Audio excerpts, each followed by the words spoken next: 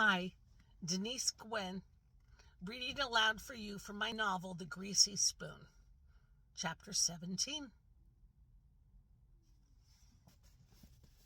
The truck shudders back into movement, and Jeb fights with the gears and curses under his breath to get it to speed up.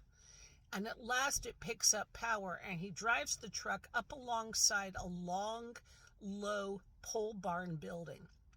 And the stink that Nick first noticed back at the gate now wafts 10,000-fold into his nostrils and mouth. Ed coughs and chokes and hurks up a huge green wad of phlegm onto the truck bed floor. Jeb Jr. cranes his neck around and grins through the glass at them. "Looks like we're at the pig barn," Nick says. "Pigs are okay when it's only one or two of them snuffling around on a bit of land," Ed gasps, apparently no longer bothered by the stink. "But when you pile them all up together in a tight space, it's the most god-awful thing you ever smelled." Nick nods. "You ever notice that on your grandpa's farm?" "Not so much." Ed wipes his mouth with the back of his sleeve. "He only kept one or two at a time.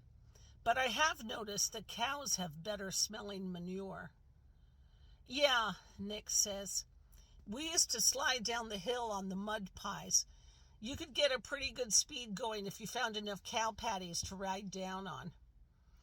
"My grandpa wouldn't let me do that," Ed says. "But then again, he didn't own the land he worked on." Nick glances at Ed. "How come I've never heard of this grandpa of yours before?" Ed opens his mouth to speak, but then Jeb throws the gear into park, kills the engine, and both men grow silent.